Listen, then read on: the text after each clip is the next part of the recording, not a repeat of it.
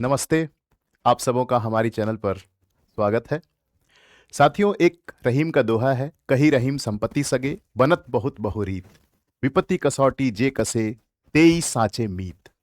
ये इसका अर्थ ये है कि यदि आपके पास धन संपत्ति होता है, आप समृद्ध हैं, तो आपके कई सारे मित्र बनते हैं, लेकिन वही दोस्त काम आते हैं जो आपको विपत्ति के समय काम आए। यही दोहा जो है, आप कह सकते हैं कि इंडिया रशिया रिलेशन को भी जस्टिफाई करता है, क्योंकि it has withstood the trials and tribulations of different historical phases. आज टाइम्स ऑफ इंडिया में पंकज सरन इसी बात को बहुत ही अच्छे तरीके से लिखते हैं, आई कोट, कि India Russia relations have survived the cold war bipolarity, the unipolarity of the post cold war period and rise of multipolarity. In other words, it has withstood the Ukraine war crisis as well. And after that, the aftermath of Western sanctions put by Europe and USA. And recently, you have seen that 25% tariff has been imposed by Trump's era. और उसको भी India ने survive किया है, यानी सारे phases को cross करते हुए, यूनिपोलैरिटी, बाइपोलैरिटी, मल्टीपोलैरिटी, सारे स्टेजेस को क्रॉस करते हुए अभी भी इंडिया रशिया रिलेशन अपने पास अपने जैसे जो स्ट्रेटजिक रिलेशन है वो आज भी ऐसा ही है। तो आज हम इस टाइमलाइन को देखते हैं कि कैसे हिस्ट्री में इसकी शुरुआत होती है।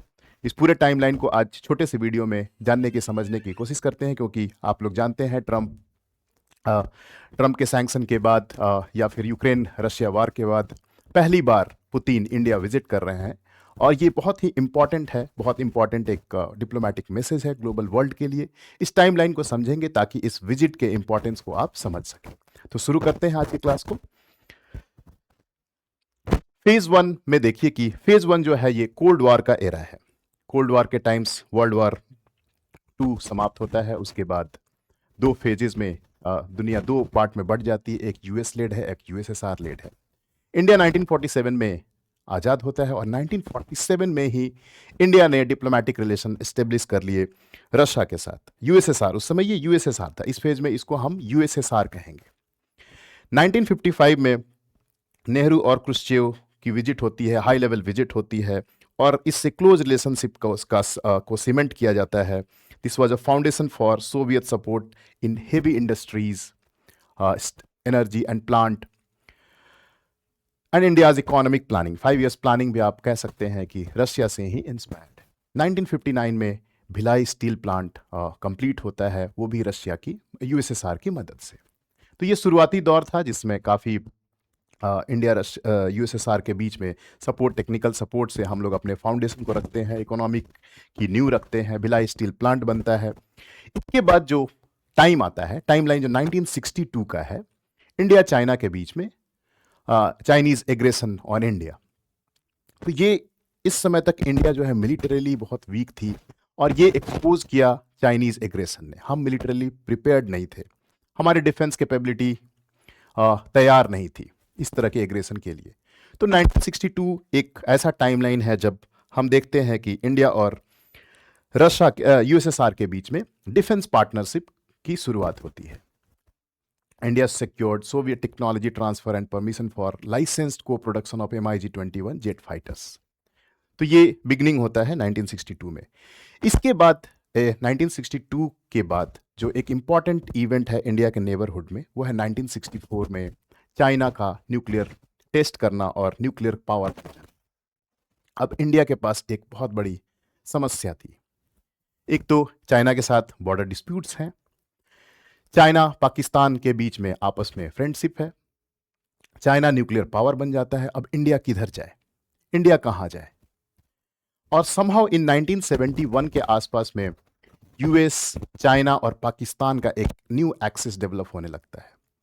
पाकिस्तान और यूएस के बीच में ऑलरेडी मिलिट्री रिलेशंस थे, जैसे नेटो है वैसे ही सीटो और सेंटो, 2 अग्रीमेंट साइन हुए थे जिसमें पाकिस्तान यूएस के साथ मिलिट्री अलायंस में था कोल्ड वॉर के दौरान।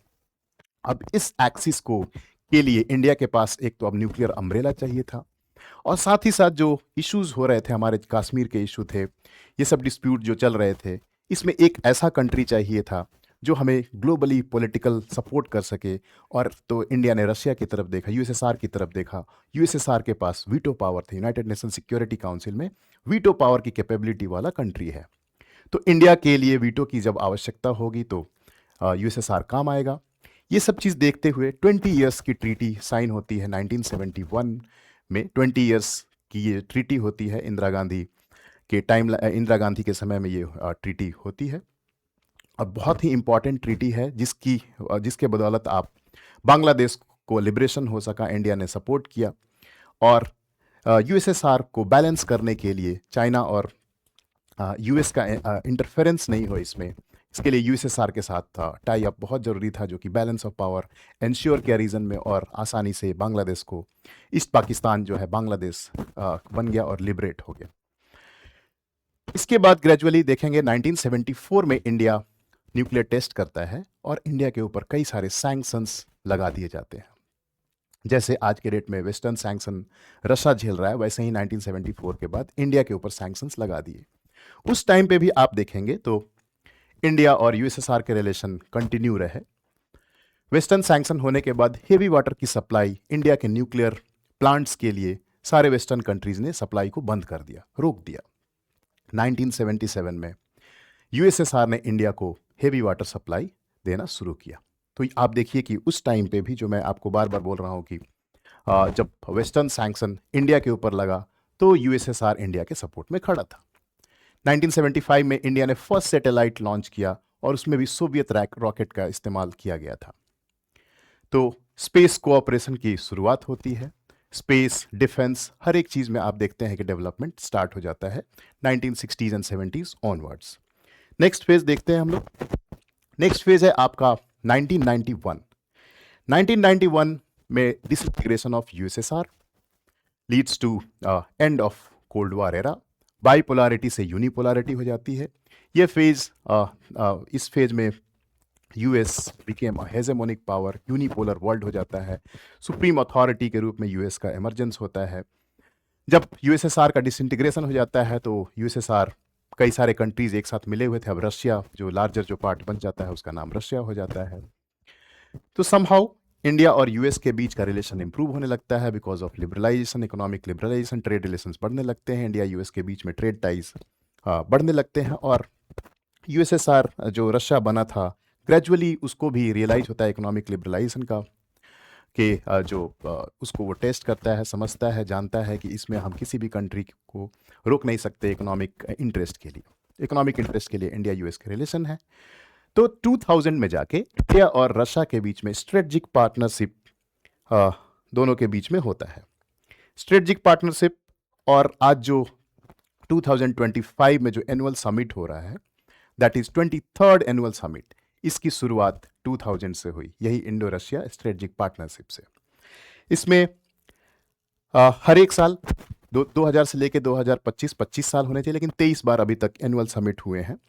और व्लादिमीर पुतिन उस समय भी थे, उनकी विजिट हुई थी और इस रिलेशन को एलिवेट करके एनुअल समिट्स के रूप में इंस्टीट्यूशनलाइज किया गया, जिसमें inter governmental commission on military technical cooperation, ये भी इसकी भी शुरुआत होती है। और प्रत्येक साल लीडर्स मीट करते हैं, समिट में आते हैं, आपस में बायलैटरल टाइज को इम्प्रूव करने के लिए एक संस्थागत इंस्टीट्यूशनल मैकेनिज्म डेवलप किया गया 2000 में। 2010 में इस पार्टनरशिप को और स्ट्रॉन्ग कर दिया गया। अब इसको बोल दिया गया special and privileged strategic partnership, जिसका मतलब होता है कि this is the current highest level of diplomatic partnership encompassing defense, nuclear energy, space and shared vision of a multipolar world order। इतने सारी चीज़ें अब बढ़ जाती हैं कि डिफेंस में भी हम कोऑपरेट करेंगे, न्यूक्लियर एनर्जी में भी करेंगे, स्पेस में भी हमारा होगा, और shared vision of multipolar world order. हम यूनिपोलैरिटी नहीं चाहते हैं, यूएस का हेजेमोनी नहीं चाहते हैं, मल्टीपोलर वर्ल्ड ऑर्डर हो, यह हमारा एक कॉमन विजन है। तो ये 2013 में, उसके बाद आप देखिए न्यूक्लियर में हम आपस में एक दूसरे का सहयोग करते हैं, और रशिया की हेल्प से कुडनकुलन न्यूक्लियर पावर प्लांट तमिलनाडु में स्टार्ट होता है। उसका फर्स्ट फेज कमीशन कर दिया जाता है। अभी भी ये ऑन गोइंग प्रोजेक्ट है, मल्टीपल फेजेस का प्रोजेक्ट है, जो अभी टारगेट है कि इसको हम लोग कंप्लीट करेंगे। तो अभी ऑन गोइंग जो कोलैबोरेशन है। आप देखेंगे डिफेंस में S-400 ट्रायम्फ डिलीवरी की बात हो रही है, ब्रह्मोस मिसाइल जॉइंट वेंचर की बात हो रही है, licence production of Su-30 MKI aircraft. Nuclear energy में मैंने आपको बताया कि completion and expansion of Kudankulam nuclear power plant, इसको एक्सपैंड करना है। अभी रिसेंट जो 2021 में इसके पहले एनुअल समिट हुआ था, जिसमें आप पुतिन इंडिया आए थे। 4 साल के बाद पुतिन इंडिया विजिट कर रहे हैं। इस दौरान क्या हुआ? रशिया यूक्रेन वार होता है। रसिया ने यूक्रेन के ऊपर अटैक किया। उसका रिजल्ट क्या हुआ कि वेस्टर्न सैंक्शंस रसिया को झेलना पड़ रहा है। अभी आज के डेट में रसिया के ऊपर सैंक्शंस हैं। रसिया इंटरनेशनल ट्रेड डॉलर में नहीं कर सकता है। ऑनलाइन जो सिस्टम था उससे इसको बाहर कर दिया गया। पूरा जो नेटवर्क है ऑनलाइन ट्रांजैक्शंस का, जो ग्लोबल ट्रांजैक्शन होता है, वो यूएस के कंट्रोल में है, वेस्टर्न कंट्रोल में है। यूएस के रशिया के बैंक्स को उस नेटवर्क से बाहर कर दिया। रशिया अब डॉलर में ट्रांजैक्शन नहीं कर सकता है। उसका रिजल्ट क्या हुआ? रशिया चाइना के बीच में रिलेशंस इंप्रूव हुए। इंडिया को ये शायद नागवार गुजरेगा कि इंडिया के साथ बॉर्डर डिस्प्यूट्स हुए थे 2019-20 में ही। आपने देखा होगा कि 17 में 20 में डोकलाम में क्राइसिस हुआ। उसके बाद अक्साई चीन एरिया में भी प्रॉब्लम हुए इंडिया और चाइना के बीच में, गालवान वैली। तो इसके बाद रशिया और चाइना के रिलेशन इंप्रूव होना इंडिया के लिए थोड़े सा ये बिटर पील है। लेकिन फिर भी ये जो चेंजेस हो रहे हैं because of western sanction, Russia को सर्वाइवल के लिए, उसके नेशनल इंटरेस्ट के लिए चाइना के साथ रिलेशन इंप्रूव करना ही था। लेकिन फिर भी इंडिया ने इतने वेस्टर्न सैंक्शन होने के बाद, यूएस के द्वारा सैंक्शन किए जाने के बाद भी रशिया से ऑयल खरीदना कंटिन्यू रखा। उसका क्रूड ऑयल परचेज इनफैक्ट बढ़ गया। उसका रिजल्ट हुआ कि अभी ट्रम्प एरा में इंडिया के ऊपर 50% जो टैरिफ लगाया गया है, उसमें 25% as a penalty for purchasing crude oil from Russia. लेकिन इसमें भी इंडिया कंप्रोमाइज नहीं कर रहा है और इंडिया के नेशनल इंटरेस्ट में है, एनर्जी सिक्योरिटी के लिए है कि रशिया से ऑयल को वो परचेज करता रहे। तो इन सारे बैकग्राउंड को ध्यान में रखते हुए इंडिया के लिए बहुत ही डिफिकल्ट हो गया है कि इंडिया और रशिया कोऑपरेट करते हैं global forums like SCO, Shanghai cooperation organisation. उसके बाद आप देखेंगे ब्रिक्स, जो ब्रिक्स प्लस है, वहाँ भी रशिया और इंडिया, चाइना तीनों एक साथ कोलैबोरेट करते हैं, कोऑपरेट करते हैं। लेकिन दूसरी तरफ इंडिया क्वाड का मेंबर है, जहाँ पे US है, जापान है, ऑस्ट्रेलिया है और इंडिया। ये क्वाड जिसको चाइना एशियन नेटो बुलाता है। तो ये इंडिया के लिए बहुत ही बड़ा स्ट्रेटजिक चैलेंज है कि SCO के साथ साथ क्वाड का भी मेंबर बना रहे और दोनों ही सिक्योरिटी के लिए काम कर रहे हैं, दोनों ही ग्लोबल चेंजेस के लिए काम कर रहे हैं, ग्लोबल ट्रांसफॉर्मेशन के लिए काम कर रहे हैं। एक ब्रिक्स में डी-डॉलराइजेशन की बात हो रही है, जो anti-US है।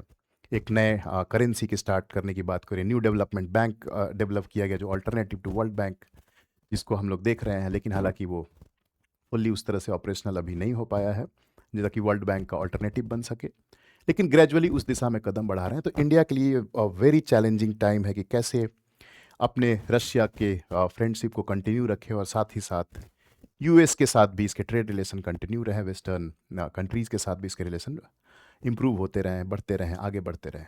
तो ये इसी को हम लोग बोलते हैं it is strategic autonomy of India, कि अपने फॉरेन पॉलिसी में, अपने फॉरेन रिलेशन में कैसे आगे बढ़े, कैसे इस चैलेंज को डिप्लोमेटिकली हैंडल करे। तो ये एक बहुत बड़ा चैलेंज है आज के समय में इंडिया के लिए। अभी रिसेंट जो विजिट हो रहा है, इसको आप लोग देखेंगे, बहुत ही गर्मजोशी के साथ पुतिन का स्वागत हुआ है। आज कई सारे बैठकें होंगी, कई सारे डील साइन होंगे, अग्रीमेंट्स होंगे।